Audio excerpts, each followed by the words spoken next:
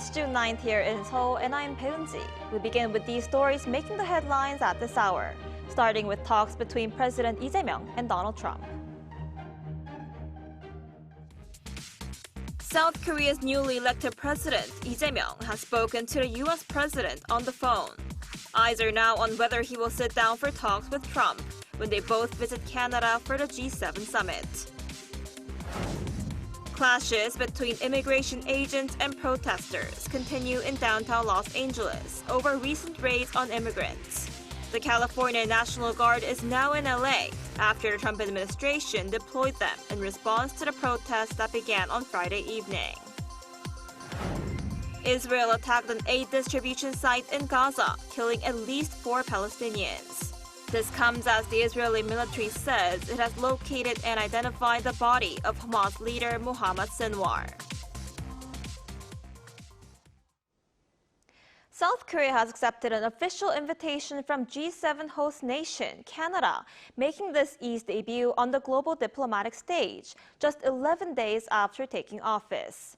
He held his first phone call with U.S. President Donald Trump 3 days after his inauguration. Our correspondent Oh Soo-young starts us off. President Lee Jae-myung is expected to meet his U.S. counterpart Donald Trump on the sidelines of the G7 summit in Canada this month. The presidential office on Saturday confirmed Seoul accepted the host nation's invitation, marking Lee's first multilateral engagement just 11 days after taking office. This came after Lee's first phone call with the American president on Friday evening Seoul time, 3 days after Lee's inauguration. Lee's office says the 20-minute call was friendly, focused on reaffirming the Seoul-Washington alliance as the two leaders bonded over golf and their experiences of attempted assassination.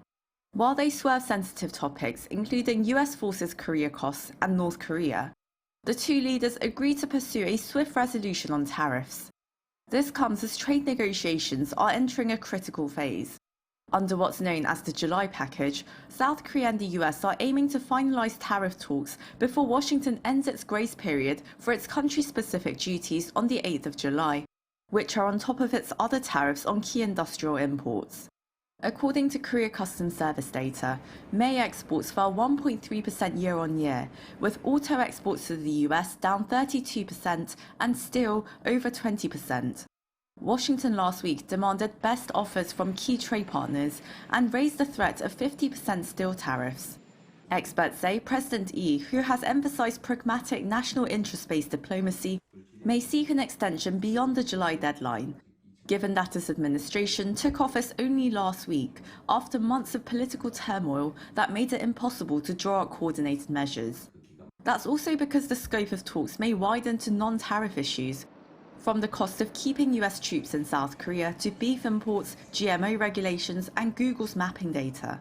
A short bilateral at the G7 won't settle the terms, but it may help set the tone for a more concrete summit. Trump extended an invitation for Lee to visit the US, which Seoul intends to make, quote, proper preparations for, according to the top office. Oh Soo-young, Arirang News. The inauguration of the new president in South Korea comes at a time when managing ties with the United States is more crucial than ever. For more on how the new government will engage with the White House, we have Dr. Steven Norper, the president of Asia Dialogue this morning. Dr. Norper, thank you for joining us. Good morning, my pleasure. Morning. So what do you think will be the most notable difference in President Lee Jae-myung's approach to handling relations with Washington compared to the former Yoon administration? Well, this is a tough task for any president, and certainly for President Lee, this will be really an uphill battle to try to get Trump to the table in a friendly way. The prospect of what the new administration is inheriting relative to the threat of very significant tariffs, very much the lifeblood in terms of not only cars and steel, but other aspects of Korean exports as well. So getting that right will be very hard for the Lee administration. And the prospect of it not going right means that it bears a certain economic threat to Korea. So it's more intense even than what President Yoon had faced. Of course, also, we don't know where things like the relationship between South Korea and the United States, as well as the trilateral relationship among the United States, South Korea, and Japan will go. Those were more priorities during the administration of Yoon. And President Lee has indicated that he is kindly disposed to trying to improve relations with China. So that will be an area of fine balance.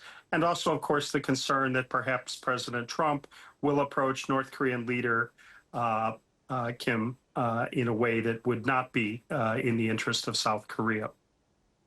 All challenges.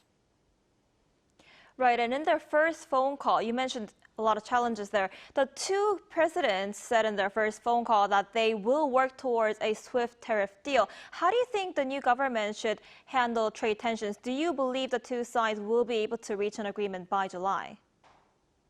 Well, I think July would be rather fast. There hasn't been a lot of progress despite President Trump's commitment to try to see deals done quickly by any nation. And so President Yi has allowed a bit of wiggle room there by requesting an extension, given the fact that the administration has just gone into play. And so chances are it will be longer. It also will be determined, as your report indicated, by whether issues like U.S. troop presence are on the table, as well as things like imports of American beef. So this could end up being a much longer negotiation over the current state of U.S.-ROK relations. That could be troubling and at times difficult for South Korean negotiators. Right, and President Yi will be visiting Canada for the G7 summit, where he's likely to meet Trump for the first time. What topics do you expect will be discussed there in Canada? Well, that's really a very critical meeting, both President Yi's attendance at the G7, potentially his attendance at NATO, if that's possible, because those would both allow opportunities for sidebars with the Americans. And so it will be very critical for President Yi to strike up a personal rapport with President Trump quickly. He seems to operate on personal relationships. And so the opportunity there will be to establish that through personal and warm feelings, and then to move beyond that into a host of, as we've described, very difficult issues ahead for South Korea and the United States. But the presence there will be really important. And it's important, too, that it is in Canada, which, too, has its own concerns about President Trump. And remember, there will be other major economies there. So it is very good that President Yi will be there to represent Korean interests among the top economic powers globally. Right, and like you mentioned, another key challenge the new government faces is the potential reduction of the number of U.S. troops in Korea and the costs related to those U.S. soldiers here. How do you think the Yi administration should address these issues? Well, it's a difficult and, again, uphill battle because President Trump is the first U.S. president to really not have a personal moral stance toward the importance of the South Korean relationship. For 70 plus years, the United States and Korea were joined in blood and, of course, by a very close relationship that saw the development of South Korea's economy, as well as eventually the shift to South Korean democracy. And President Trump does not necessarily feel attached to that. He does seem to also enjoy his personal rapport with North Korean leader Kim Jong-un. He made that a point of remembrance of his first administration, despite the breakdown of talks between the North Korean and U.S. leaders in Hanoi. So trying to get the Americans on board to continue the current levels will be a challenge. There are many in the senior administration of Donald Trump who feel that reorienting toward China should be the priority, maybe so much as to take some troops off the Korean Peninsula and orient them in that regard. And there may be demands on South Korea that it orients itself towards China, which is an extremely difficult process and prospect, considering that China is the #1 economic partner for South Korea. So it will behoove South Korea to really emphasize to the Americans the importance of what they see as the relationship, where troops fit in, the indispensable nature of South Korea's contribution, not just in terms of joining together on global issues or security globally and regionally, but also in terms of the economic prospects that it provides and things like investment in the U.S. That will all be part and parcel of how Trump views this issue of troops. And of course, it will depend, too, on what South Korea feels about the persistence of U.S. troops in the numbers that they are right now, roughly 28,500, perhaps more, with rotations in and out, or how they would like to see U.S. forward deployment. But the real crux is in trying to define a threat vis-a-vis China for the Americans. That may not be a threat that is overtly shared by South Korea, and President Lee, as a candidate, has indicated as such. Also, the point on North Korea. So how they engage North Korea, and for Washington to do that in coordination with Seoul, will be a South Korean priority. All right, and speaking of China, while the White House says South Korea's election was fair, it also said it remains concerned about Chinese interference. What's your take on this?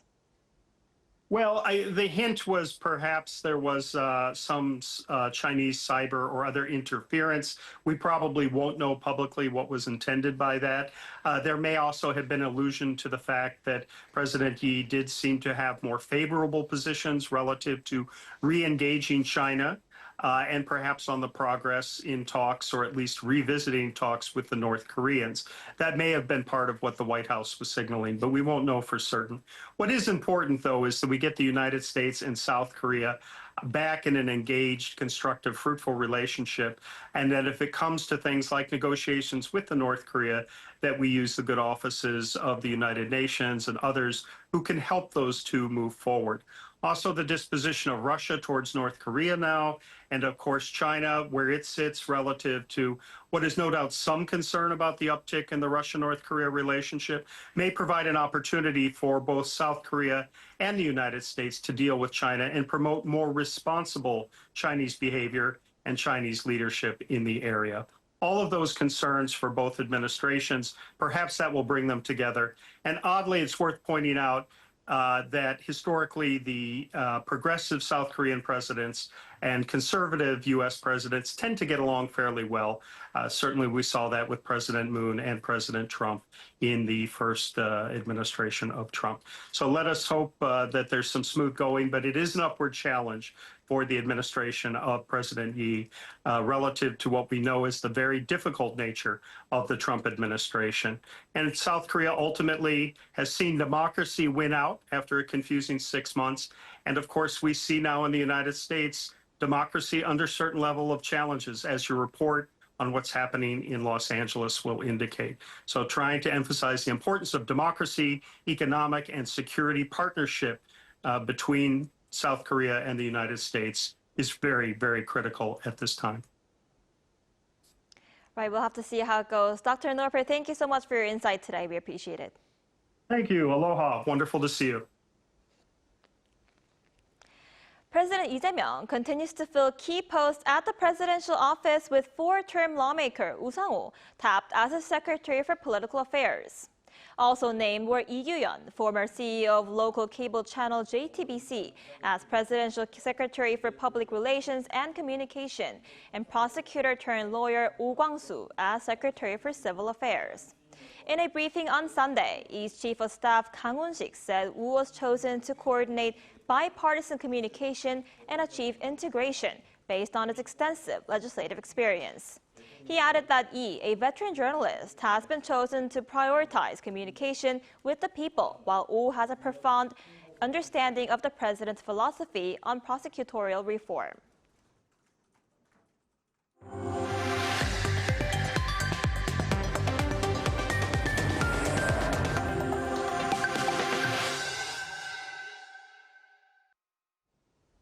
Over in Los Angeles, protests erupt as the Trump administration launches military-style immigration raids. Despite pushback from the state of California, 2,000 National Guard troops are on the ground facing off with protesters. Our Choi Soo-young has more. Violent clashes continue as cars burn in downtown Los Angeles. Tear gas is fired at the protesters, covering the street with smoke. The protest was sparked when immigration and customs enforcement officers and the FBI raided downtown shops last Friday, detaining around 44 people, mostly Hispanic immigrants. It is a beautiful day of resistance because Trump, the administration, the Border Patrol, ICE, they know that they cannot go anywhere in this country where our people are and try to kidnap our workers, our people. On Sunday local time, for a second day, protests erupted in several areas, including Paramount and Santa Barbara, over surprise immigrant arrest. It's disappointing, it's heartbreaking to know that our community is going through this, but it's also beautiful to see everybody come out together and stand against it, and I think we need to continue doing that. U.S. President Donald Trump deployed 2,000 National Guard troops. He described protesters as rioters and looters and banned them from wearing masks. It is the first time since 1965 that a U.S. president has deployed a National Guard without a governor's request. And it's also the first time in 33 years that they've been deployed to control protesters, the previous time being the 1992 LA riots. California's Democratic Governor Gavin Newsom condemned President Trump's decision. No Koreans are known to be among those detained in the recent mass arrests. However, under the Trump administration's tougher immigration policy, there have been individual cases of Korean nationals being arrested and detained in LA. The Consulate General of the Republic of Korea in LA said there have been about 4 to 5 cases involving issues such as missing visa documents. President Trump had pledged during last year's election to deport over 1 million undocumented immigrants every year. Cheon, Arirang News. A South Korean delegation has visited a liquefied natural gas project site in Alaska to assess its viability. According to the Ministry of Trade, Industry and Energy on Sunday, the South Korean delegation returned after taking part in the 4th Alaska Sustainable Energy Conference in Anchorage last week. During the visit, the delegation inspected the Alaska LNG project site, currently being promoted by the Trump administration. They observed the project area and listened to the explanation of the project plan. U.S. officials, as well as government representatives from South Korea, Taiwan, the Philippines, and Japan, took part in the inspection. At least 4 Palestinians were killed by Israeli forces on Sunday at an aid distribution site in the southern Gaza Strip. Meanwhile, the U.S. and Israel agreed that the UN interim forces in Lebanon must cease its operations in southern Lebanon. Our Lee Seung-jae has more. 4 people were killed by Israeli forces on Sunday as desperate Palestinians tried to make their way towards an aid distribution site in southern Gaza. The Israeli military said in a statement that its troops did open fire, but stressed that it had directed warning shots at a group of people moving towards soldiers who were deemed a threat. The Israeli military added that the crowd was verbally warned to leave the area as it was considered an active military zone at the time. It said that people are only allowed to move to and from the distribution sites between 6 a.m. to 6 p.m., with non-daylight hours considered a closed military period. Dozens of deadly shootings have taken place at distribution sites around Gaza over the past week. Meanwhile, the U.S. and Israel have agreed that the United Nations interim force in Lebanon must cease its operations in southern Lebanon. According to the Jerusalem Post on Sunday, the U.S. administration has decided not to renew UNIFIL's mandate, which is granted through a UN Security Council resolution annually. That means the U.S. could veto the next resolution in August. Meanwhile, the Israeli military said it located and identified the body of Hamas leader Mohammed Sinwar. According to the Israel Defense Forces on Sunday, his body was discovered in a tunnel underneath the European hospital in Khan Yunis, while his identity was confirmed by DNA testing. Hamas has not publicly confirmed his death. Sinwar was killed in an airstrike last month, with the body of Mohammed Sabaneh, the commander of Hamas's Rafah brigade, found next to him. Lee Seung-jae, Arirang News. The Korean original musical Maybe Happy Ending has won Tony Awards for Best Book of a Musical, Best Original Score, and Best Scenic Design. At the 78th Tony Awards held Sunday in New York, the musical was nominated in 10 categories, including Best Musical. The Tonys are considered the most prestigious awards in American theater and musicals. Maybe Happy Ending debuted on Broadway last November after its premiere in 2016. Since its Broadway debut, the musical surpassed $1 million in revenue by the end of last year. Set in Seoul in the future, the story follows Oliver and Claire, two helper robots who assist humans as they come to know about the feeling of love. Gyeonggi-do Province has begun constructing smart farms in unused spaces in inner cities and rural areas, such as public pedestrian underpasses and abandoned buildings that are not used by residents. Our Cho In-kyung has this report. The dormitory of a bag factory in Yongin, Gyeonggi-do Province, has been neglected for more than 20 years after the factory closed down. Gyeonggi-do Province has started a project to transform it into a smart farm and a community space for local residents. The first floor will become an urban plant factory, while the second floor will change into a complex for various experience programs and education. There will be a vegetable garden outside of the building. Experimental greenhouses will also be constructed here in the future. I think the new place will provide lots of fun experiences. This is Baeksuk pedestrian underpass in the city of Goyang. It was in danger of becoming a blind spot for crime with no one passing through, but will also be turned into a smart farm. We will transform the underpass into an experience space where anyone can come and taste a lot of delicious strawberries. I believe we are constructing a socially innovative smart farm in Gyeonggi-do Province, which can solve some societal problems through agriculture. Gyeonggi-do Province is planning to develop the business of constructing smart farms by using unused spaces in inner city areas, which has become a model to solve urban problems and revitalize local communities. Cha Yoon-kyung, Arirang News.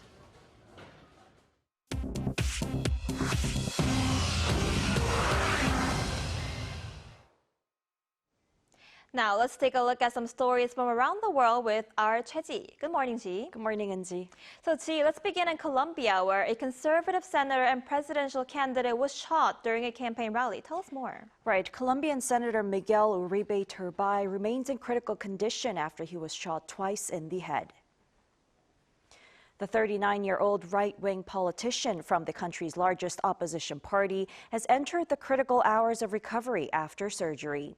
Uribe, who had expressed his intention to run in next year's presidential election, was addressing supporters in a park on Saturday when he was shot allegedly by a 15-year-old boy carrying a pistol. Uribe was airlifted to hospital, which said on Sunday morning that surgical procedures have been completed and he remains in intensive care. The suspect was arrested at the scene and authorities are investigating whether others are involved. Colombian President Gustavo Petro condemned the attack, calling it a threat to democracy and freedom in Colombia. A major prisoner swap between Ukraine and Russia has been delayed with conflicting claims from both sides. On Saturday, Vladimir Medinsky, the head of Russia's delegation for peace talks, said that Ukraine had indefinitely postponed the agreed exchange of the largest number of prisoners, involving both wounded and seriously ill, as well as the bodies of fallen soldiers. Medinsky accused Ukraine of failing to show up at the exchange site. However, Ukraine rejected Russia's claims, with President Volodymyr Zelensky calling them a dirty political game and reaffirming Kyiv's commitment to the swaps. Zelensky also said Russia did not provide a complete list of prisoners to be released under agreements made earlier in peace talks held in Istanbul. Ukraine's military intelligence chief said that the exchange would proceed as scheduled next week and described Russia's accusations of delays as misinformation. Pope Leo XIV, marking a month since his formal inauguration, condemned a global surge in nationalist politics during his Sunday Mass in St. Peter's Square. Addressing tens of thousands of people, he said, "We must break down walls, dispel hatred, denouncing exclusionary ideologies," without mentioning specific nations or leaders. Echoing the words of the late Pope Francis, the pontiff highlighted the irony of growing societal isolation amid increasing digital connection. Pope Leo also called for a just peace in Ukraine and Gaza and prayed for reconciliation wherever conflict persists. Berlin is in festive mode as the annual Carnival of Cultures kicked off its 27th event on Friday under the theme Join In and Give Courage. The Carnival of Cultures began in 1996, showcasing the different cultures of Berlin's residents and visitors. The festival aims to provide an opportunity for multicultural communities to showcase their vibrant and diverse cultural roots through various performances. The event also offers food trucks and open-air concerts. Traffic is closed during the period along the parade route for security purposes. The festival comes to a close on Monday.